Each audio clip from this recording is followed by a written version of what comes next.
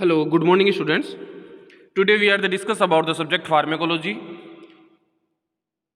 In the subject pharmacology, the topic name are anticoagulants. Anticoagulants, जिसे अपन बोल सकते हैं second name drug affecting clot formation. Drug affecting the clot formation यानी ऐसी कोई भी ड्रग्स, ऐसी कोई भी मेडिकेशंस या ऐसा कोई भी केमिकल सब्सटेंसेस जिनको यूज करने के बाद अपनी जो ब्लड क्लॉटिंग या जो प्लेटलेट्स का जो वर्क होता है वो डिस्टर्ब हो जाता है. क्लॉट फॉर्मेशन की जो प्रोसेस होती है, क्लॉट मेकिंग की जो प्रोसेस होती है, वो क्या होती है, अफेक्टेड हो जाती है. तो उन ड्रग्स के जो फॉर एग्जाम्पल अपन इसको बोल रहे हैं साइड इफेक्ट, कि किसी भी मेडिकेशन या केमिकल सब्सटेंसेस या ड्रग्स को प्रोवाइड करने के बाद अपने अंदर क्या हो रहा है कि जो भी अपनी क्लॉट फॉर्मेशन यानी जो भी ब्लड क्लॉटिंग की जो कैपेसिटी है वो क्या हो रही है, डिस्टर्ब्ड हो रही है. तो अपन इसको साइड इफेक्ट बोल सकते हैं. बट इस साइड इफेक्ट को दूर करने के लिए अपन जो ड्रग्स फिर से प्रोवाइड कर रहे हैं, ऐसी ड्रग्स जो क्लॉट फॉर्मेशन के अंदर प्रॉब्लम्स जो अराइजेज हुई है उसको रिमूव करने के लिए काम में ली जाती है, उस ड्रग्स को अपन क्या नाम दे रहे हैं, एंटी कोएगुलेंट्स. एंटी कोएगुलेंट्स या drug affecting the clot formation. अब अपन देखते हैं clotting of the blood is very complicated process and required the many clotting factors. कि जो भी ब्लड क्लॉटिंग की जो प्रोसेस है ब्लड के अंदर जो क्लॉटिंग की जो प्रोसेस है वो क्या है, बहुत ही कॉम्प्लिकेटेड या बहुत ही द्विधाजनक प्रोसेस है. And required the many clotting factors, जो क्या है, जिसको आवश्यकता होती है बहुत सारे क्लॉटिंग फैक्टर्स की. या अपन सीधा सा अपन ये भी बोल सकते हैं कि ब्लड क्लॉटिंग फैक्टर्स के अंदर ब्लड क्लॉटिंग की जो प्रोसेस है उसके अंदर अपने को किसकी रिक्वायरमेंट होती है, ब्लड क्लॉटिंग फैक्टर्स की. नेक्स्ट अपन देखते हैं normally the clotting occur when a blood vessels is damage to arrest the bleeding and loss of the blood. Normally the clotting occur, कि भाई जी ये जो क्लॉट है, क्लॉट मीन्स थक्का बन जाना, ये थक्का बन जाने की जो प्रोसेस है, कोई भी अगर ब्लड वेसल्स है अपनी बॉडी के अंदर वो क्या होगी, डैमेज हो गई है. फॉर एग्जाम्पल कोई भी जो ब्लड वेसल्स है बॉडी के अंदर वो क्या हो रही है, डैमेज होगी. जिससे क्या होता है कि एक्सेसिव जो ब्लड है वो अकर होता है. एक्सेसिव जो ब्लीडिंग है वो क्या होती है, अपने अंदर एराइज होती है. जो ब्लीडिंग है, जो ब्लड लॉस है वो क्या होता है, बहुत ज्यादा एक्सेस हो जाता है due to the blood vessels are injured या blood vessels are damaged. So then to arrest the bleeding and loss of the blood, जिससे क्या हो रहा है, ब्लड है वो लॉस हो रहा है. और अगर ब्लड लॉस होगा तो क्या हो जाएगा, बॉडी के अंदर कई अदर जो प्रॉब्लम्स है वो अराइज हो जाएगी. उस चीज को रोकने के लिए अपन क्या कर रहे हैं, ये जो क्लॉटिंग की जो प्रोसेस होती है, एंटीकोगुलेंट्स जो ड्रग्स होती है वो क्या होती है, बहुत ही ज्यादा नेसेसरी होती है, बहुत ही ज्यादा कंपल्सरी होती है. नेक्स्ट वन अपन देखते हैं but in the some situation, यानी लेकिन कुछ स्थिति के अंदर, but in the some situation, कुछ स्थिति के अंदर clotting of the blood, blood का जो थक्का बनना है वो में occur in the normal uninjured blood vessels where it is not required. कि बट कुछ स्थिति के अंदर, but in some situation means कुछ ऐसी स्थिति जिसके अंदर क्या हो रहा है कि जो ब्लड वेसल्स है वो डैमेज्ड हुई ही नहीं है, ब्लड वेसल्स है वो इंजर्ड हुई ही नहीं है, बट क्या होता है कि जो क्लॉट है उसका फॉर्मेशन होने लग जाता है. जो क्लॉटिंग है उसकी प्रोसेस मेकअप हो जाती है, क्लॉटिंग की जो प्रोसेस है वो एराइज हो जाती है. जिस वजह से क्या होता है कि जहां इसकी जरूरत ही नहीं है, अपने अंदर अपनी बॉडी के अंदर किसी भी प्रकार की जो ब्लड वेसल्स है वो ऐसी सिचुएशन जिसके अंदर वो इंजर्ड हुई नहीं है, जिसके अंदर किसी का नुकसान हुआ ही नहीं है ना, उसके अंदर अगर ये ब्लड क्लॉटिंग है वो बन जाती है तो क्या कर देगा, ये ब्लड क्लॉट भी प्रॉब्लम अराइज कर देगा. क्यों, क्योंकि उस वेसल्स के अंदर क्या प्रेजेंट हो जाएगा, अगर जहां नीड ही नहीं है, प्रॉपर ब्लड फ्लो हो रहा है, किसी भी प्रकार की कोई इंजर्ड नहीं है, कोई डैमेज नहीं है, तो क्या होगा, अगर वहां पे अगर किसी भी प्रकार का अगर क्लॉटिंग जो फैक्टर्स है वो वहां कलेक्ट हो गए, क्लोटिंग की जो प्रोसेस है वो कलेक्ट हो गई, तो जाहिर सी बात है क्या कर देगा, ब्लॉकेज अराइज कर देगा, ऑब्स्ट्रक्शन अराइज कर देगा। नेक्स्ट वन अपन देखते हैं, this will leads to the blockage of the blood vessels, जिससे क्या होगा कि जो ब्लड वेसल्स है उसके अंदर ब्लॉक आ जाएगा, उसके अंदर रुकावट आ जाएगी, ऑब्स्ट्रक्शन प्रेजेंट हो जाएगा, जो कंप्लीट जो ब्लड सर्कुलेशन है वो अफेक्टेड हो जाएगा। और ब्लड सर्कुलेशन अफेक्टेड होगा तो अपनी जो बॉडी है वो प्रॉपर वर्कआउट परफॉर्म नहीं कर पाएगी। Next one, it can cause very serious complication, और ये जो स्थिति है वो क्या है, बहुत ही गंभीर रूप धारण कर सकती है। किस वजह से कि अगर अपनी बॉडी के अंदर किसी भी प्रकार की ब्लड वेसल्स है वो इंजर्ड नहीं हुई है, किसी भी प्रकार की जो ब्लड वेसल्स है वो डैमेज्ड नहीं हुई है, फिर भी अगर ये क्लॉटिंग फॉर्मेशन का वर्क हो रहा है, क्लॉट फॉर्मेशन अगर हो रहा है, तो वहां पे क्या होगा, ऑब्स्ट्रक्शन ब्लॉकेज प्रेजेंट हो जाएगा, और ब्लॉकेज प्रेजेंट हो जाएगा तो ब्लड सर्कुलेशन है वो अफेक्टेड हो जाएगा, और ब्लड सर्कुलेशन अफेक्ट हो गया तो पेशेंट है वो किसी भी कॉम्प्लिकेटेड सिचुएशन के अंदर चला जाएगा। Next one, these are because of thrombosis of deep veins of leg, ये अपन एग्जांपल दे रहे हैं, thrombosis of deep veins of leg, it may because of the long time bed rest, अगर लंबे समय से कोई भी पेशेंट बेड पर है, बेड रेस्ट पे है, तो क्या होता है, उसकी जो डीप वेन्स है उसमें थ्रोम्बोसिस की कंडीशन प्रेजेंट हो जाएगी। Next one, defective clotting mechanism in the female who is the take oral contraceptive pills, अगर जो क्लॉटिंग मैकेनिज्म है वो किसके अंदर ज्यादा अफेक्ट होगा, कि ऐसी वुमेन्स, ऐसी फीमेल्स जो क्या कर रही है, ओरल कॉन्ट्रासेप्टिव पिल्स जो है वो यूज्ड कर रही है।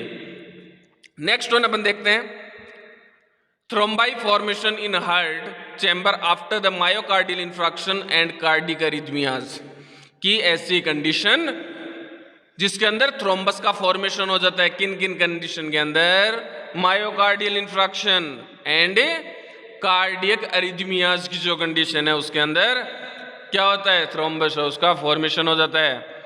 मेनली एंटीकोगुलेटिव ड्रग्स आर यूज्ड, अब अपन बात कर रहे हैं ऐसी कौन सी एंटीकोगुलेंट्स ड्रग्स है जिनको अपन यूज में लेते हैं। First one heparin, first one जो ड्रग्स है वो कौन सी है, heparin. It is widely used anticoagulants, इसको क्या है बहुत ज्यादा यूज किया जाता है एंटीकोगुलेंट्स के रूप में। It will inhibit the formation of thrombin from the prothrombin and also affect the other step of the clot formation, जो क्या करता है, हिपेरिन जो है वो क्या वर्क कर रही है कि ऐसी कोई भी सिचुएशन जहाँ इसकी जरूरत ना हो वहां क्लॉट फॉर्मेशन जो प्रोसेस है उसको क्या करता है, रोकता है, किसके थ्रू, प्रोथ्रोम्बिन के द्वारा। And also affect the other stop of the clot formation, और जो उसकी अलग जो स्टेप्स है, अदर जो स्टेप्स है, दूसरी जो स्टेप्स है उनको भी हटा देता है, उनको भी कम कर देता है क्लॉट फॉर्मेशन की जितनी भी जो प्रोसेस है। Next one, it is not absorb orally, ये जो हिपेरिन जो ड्रग्स है वो ओरल के थ्रू अब्जॉर्व नहीं होती है, माउथ के थ्रू, बक्कल कैविटी के थ्रू क्या नहीं होती है, अब्जॉर्व अवशोषित नहीं हो पाती है। It can be given IV and SC route, oral है, ओरल रूट से क्या नहीं हो पा रही है, अब्जॉर्व नहीं हो पा रही है, तो अपन इसको किस रूट से प्रोवाइड कर रहे हैं, intravenously and subcutaneous route, intravenously और subcutaneous route. It has a rapid onset of action but the short duration of action, इसका जो ड्यूरेशन ऑफ एक्शन वो क्या होता है, शॉर्ट होता है, कम होता है। अब देखते हैं अपन इस हिपेरिन के यूजेज कि ये जो हिपेरिन है इसके क्या यूज्ड होते हैं। It is use at the beginning of the anticoagulant treatment, इसको अपन जो भी अपन कोएगुलेंट्स थेरेपी अपन प्रोवाइड करने वाले हैं तो उसके अंदर फर्स्टली जो सबसे ज्यादा प्रायोरिटी जिसको दी जाती है वो ड्रग्स कौन सी है, हिपेरिन। हिपेरिन से अपन क्या करते हैं, जो भी एंटीकोएगुलेंट्स का जो ट्रीटमेंट है वो स्टार्ट करते हैं।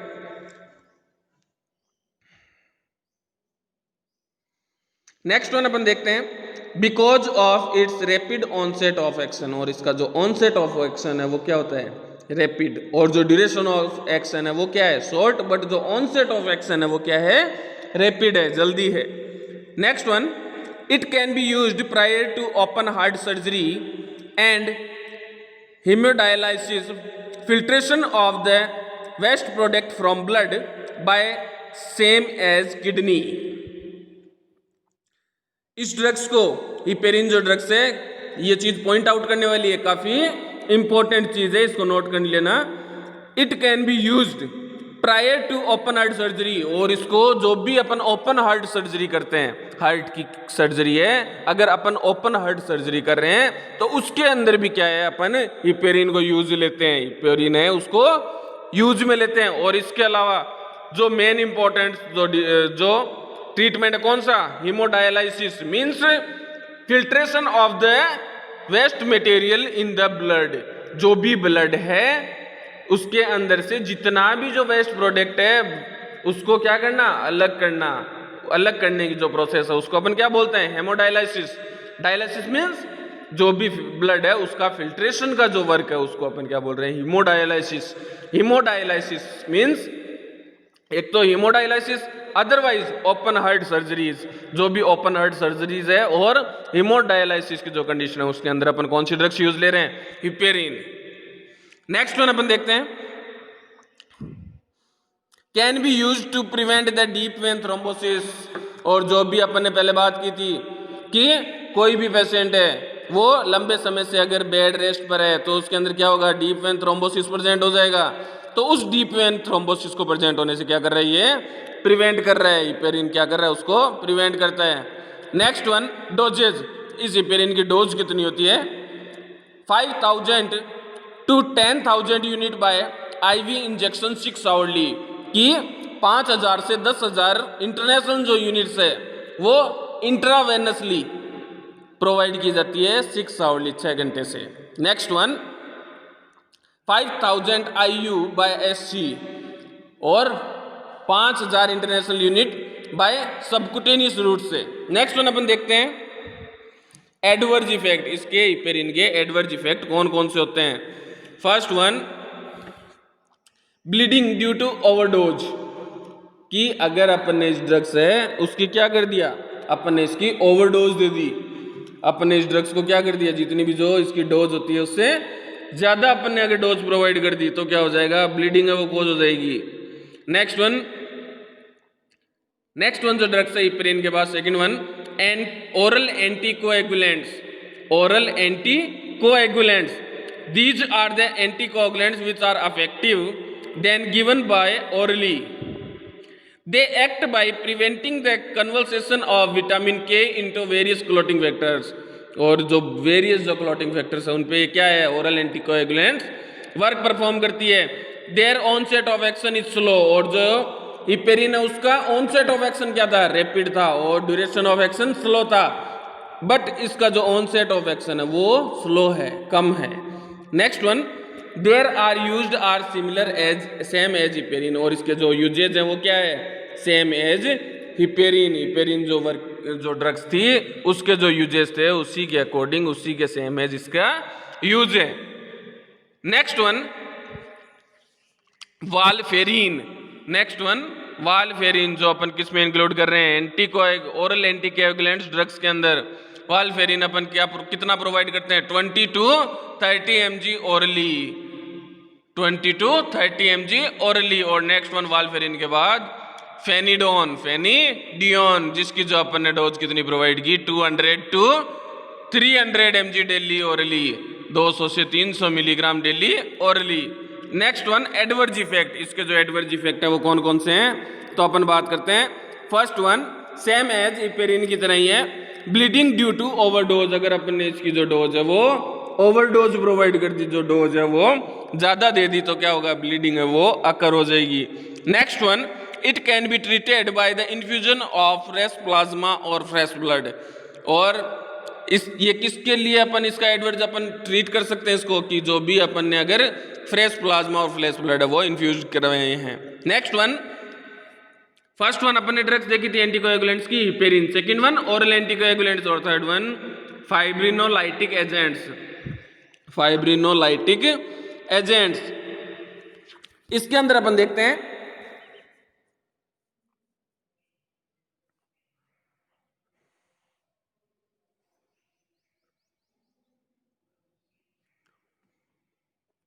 Fibrin is the end product of clotting process, की जो फाइब्रिन क्या है, जो भी क्लोटिंग प्रोसेस है उसका क्या है, एक प्रकार का एंड प्रोडक्ट है, यानी अपन बोल सकते हैं कि लास्ट प्रोडक्ट क्या है, fibrin.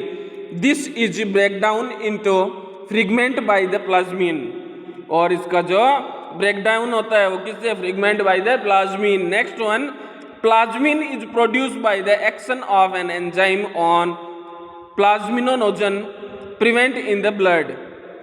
Next one, so the plasmin can dissolve a clot, जिससे क्या करता है, ये क्लोट को डिजोल्व कर देता है। This agent activate the plasminogen from the plasmin, और जो भी ये क्या कर रहा है वर्क, प्लाज्मिनोजन है उसको किसको कन्वर्ट, किस में कन्वर्ट कर रहा है, प्लाज्मिन के अंदर। नेक्स्ट वन, इसी का फाइब्रोएनोलाइटिक एजेंट्स के अपन अंदर ही देखते हैं अपन, streptokinase, streptokinase.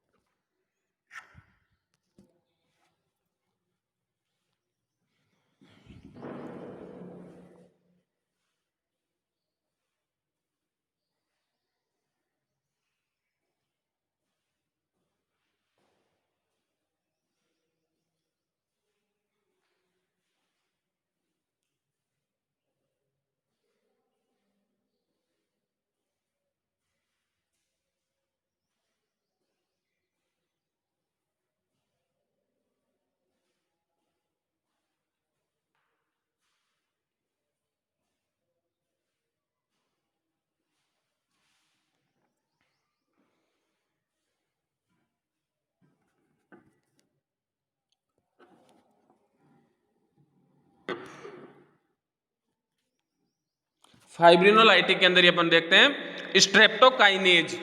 Streptokinase means it is the an exotoxin produced by the certain strains of streptococci. This is mainly used to dissolve the thrombus, कि ये क्या है, एक प्रकार की ड्रग्स है स्ट्रेप्टोकाइनेज, जो क्या करती है कि किसी भी प्रकार का जो थ्रोम्बस है, किसी भी प्रकार का जो thrombus means collection of the abnormal जितनी भी जो सेल पिगमेंट्स है, इसके अलावा जितना भी जो ब्लड का जो क्लोटिंग जो फैक्टर्स है, जो क्लोट जो है वो क्या हो रहे हैं, किसमें, किसी भी प्रकार की, मान लो फॉर एग्जांपल जो ब्लड वेसल्स है, ब्लड आर्टरीज है, उसके अंदर क्या हो रहा था कि क्लोट फॉर्मेशन है। अगर किसी भी प्रकार की ऐसी सिचुएशन जिसके अंदर अपने को क्लोट फॉर्मेशन की नीड ही नहीं है, क्लोटिंग जो फैक्टर है उनकी अपने को जरूरत ही नहीं है किसी भी क्यों, क्योंकि वहां की जो ब्लड वेसल्स है वो डैमेज्ड हुई ही नहीं है, इंजर्ड नहीं हुई है, फिर भी वहां क्या हो रहा है कि जो ब्लड क्लोट है वो प्रेजेंट हो गया, तो अपन उसको क्या बोल रहे हैं, थ्रोम्बस। और अगर थ्रोम्बस का फॉर्मेशन अगर वहां प्रेजेंट है तो वो क्या कर देगा, उसी किसी भी जो वेसल्स है उसकी जो प्रॉपर जो ब्लड सप्लाई है, प्रॉपर जो ब्लड सर्कुलेशन है उसको अफेक्ट कर देगा। और उस अफेक्ट करने के बाद क्या है कि जो भी ब्लड सर्कुलेशन अगर बॉडी के अंदर अफेक्ट हो गया, वेन के अंदर अफेक्ट हो गया, तो जो पर्टिकुलर ऑर्गन है या अपन बात करते हैं कंप्लीट बॉडी है, तो उसका क्या है, जितना भी जो फंक्शन है, जितना भी जो वर्क है वो क्या हो जाएगा, अफेक्टेड हो जाएगा। तो उस चीज को ये क्या कर रहा है, जो स्ट्रेप्टोकाइनेज है वो क्या कर रहा है, जो डिसॉल्व द थ्रोम्बस, ये क्या करता है, जहां भी कलेक्शन हुआ था थ्रोम्बस का, ये उस साइट पे जाके, उस एरिया पे जाके क्या कर रहा है, उस थ्रोम्बस को डिसॉल्व कर देता है, मींस तोड़ देता है। In coronary and cerebral blood vessels किसके अंदर, कि स्ट्रेप्टोकाइनेज जो ड्रग्स है वो क्या कर रही है कि जो भी थ्रोम्बस प्रेजेंट हुआ था कोरोनरी और सेरेब्रल ब्लड वेसल्स के अंदर, उनको क्या कर रहा है, ये जाके डिसॉल्व कर देता है और जो थ्रोम्बस है उसको रिमूव करने का वर्क करता है। But the treatment must be started which in the 24 hour of the onset of symptoms. But ये जो ट्रीटमेंट है स्ट्रेप्टोकाइनेज जो ड्रग्स अपन जो ट्रीटमेंट प्रोवाइड कर रहे हैं, ये जो ट्रीटमेंट है वो कब प्रोवाइड किया जाता है कि beginning of onset of the symptoms, की जैसे ही अपने को सिम्टम्स है वो दिखाई देने लग गए, जो सिम्टम्स है वो अपने को आइडेंटिफाई हो गए, तो उन सिम्टम्स के आइडेंटिफाई होते ही विद इन 24 आवर्स 20 यानी 24 घंटे के अंदर अपने को क्या करना है, ये जो स्ट्रेप्टोकाइनेज है उसको स्टार्ट करना है। अब अपन देखते हैं इसकी डोजेज, स्ट्रेप्टोकाइनेज है उसकी डोज कितनी है। Initially 5 lakh unit intravenously over 30 minutes की अपन क्या प्रोवाइड कर रहे हैं, 5 lakh unit intravenously over 30 minutes.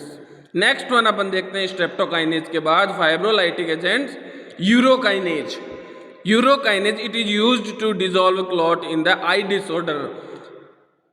जो स्ट्रेप्टोकाइनेज है वो कहाँ वर्क कर रहा था, सेरेब्रल और कोरोनरी ब्लड वेसल्स के अंदर, और ये कहाँ वर्क कर रहा है कि किसी भी प्रकार का अगर आई डिसऑर्डर है, आई किसी भी प्रकार का आई के अंदर अगर थ्रोम्बस का फॉर्मेशन हो गया है, किसी भी प्रकार का आई की जो ब्लड वेसल्स है उसके अंदर कोई भी ऑब्स्ट्रक्शन, कोई भी ब्लॉकेज या कोई भी थ्रोम्बाई का अगर फॉर्मेशन हुआ है तो उसको ये क्या कर देता है, डिसॉल्व कर देता है, उसको रिमूव कर देता है। और अब अपन देखते हैं इसकी यूजेज, इसके यूज क्या हैं। 5000 international unit in 2 ml of IO intraocular. Next one, इसके एडवर्ज इफेक्ट क्या है। It can cause haemorrhage and HS first hypersensitivity. ये क्या करता है, हेमरेज की जो कंडीशन है और हाइपर सेंसिटिविटी की जो कंडीशन है उसको, उसमें क्या करता है, ये एडवर्ज इफेक्ट प्रेजेंट करता है। एडवर्ज इफेक्ट इसके क्या अपन बात कर सकते हैं, haemorrhage and hypersensitivity. Okay, thank you very much students.